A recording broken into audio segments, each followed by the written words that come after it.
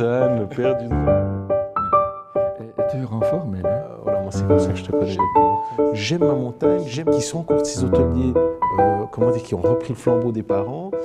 Sourire, respect, échange et attitude positive. Alors moi tout de suite j'ai envie de te demander laquelle de ces 4 valeurs te parle le plus.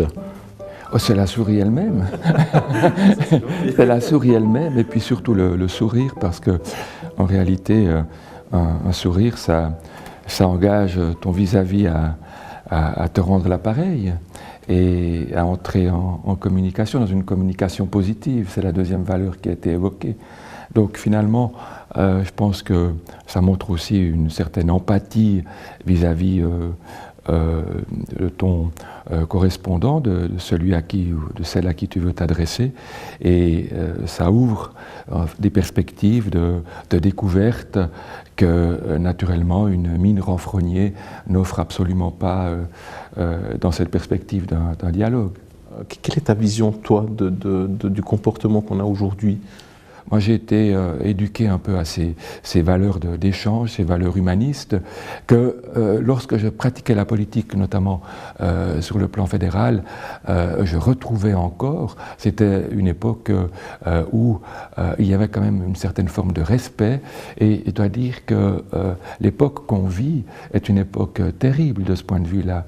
C'est une époque où finalement on veut fermer les frontières, c'est-à-dire on veut aussi se fermer à l'autre, à la libre circulation, on veut fermer les échanges pour retourner au protectionnisme économique.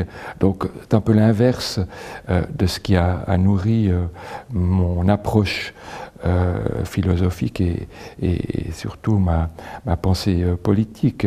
Et ça ne lasse pas de m'inquiéter parce que sans doute qu'on est entré aussi dans une ère nouvelle où ces populismes avec ce discours totalement réducteur et souvent d'ailleurs imbécile ferment les portes à une véritable discussion, à un véritable dialogue, à un échange aussi avec l'autre. Et qu'est-ce qu'on doit faire alors ? Il faut ramener quand même ces valeurs de partage, ces valeurs d'échange pour refonder des communautés, pour refonder un lien du vivre ensemble, parce qu'on ne peut pas, j'entends, envisager de créer, de gérer des sociétés si une majorité de citoyennes et de citoyens ne sont pas d'accord sur des valeurs communes essentielles. Et ces valeurs communes essentielles, c'est le respect, c'est le sourire aussi, c'est la façon d'aborder son prochain sans l'agresser et lui dire qu'il n'est pas le bienvenu parce qu'il est étranger ou d'autres remarques de ce type-là. Quelle est la valeur qu'on devrait transmettre le plus dans le tourisme en Suisse ? Dans le tourisme, ce qui est capital, c'est naturellement les valeurs de l'accueil. Vraiment, je crois qu'il faut développer toute une approche autour de la culture de l'accueil. Et ça rentre un peu dans le sujet d'aujourd'hui. Le touriste veut être bien accueilli et l'hôte qui le reçoit doit naturellement bien l'accueillir.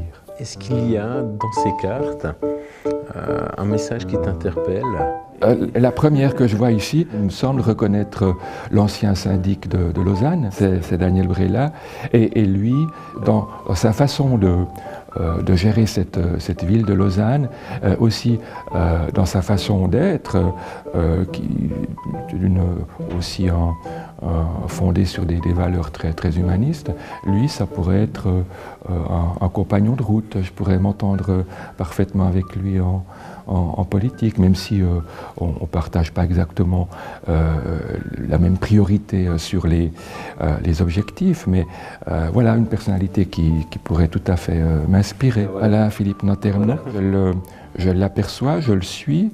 C'est une belle personnalité qui représente les jeunes. En revanche, si je l'avais en face de moi, je lui dirais que je ne suis absolument pas d'accord sur son approche du service public en matière audiovisuelle. J'ai déjà entendu aussi ces développements, mais je suis sûr qu'on arriverait finalement à trouver un début de consensus sur un certain nombre de valeurs qui sont liées au service public.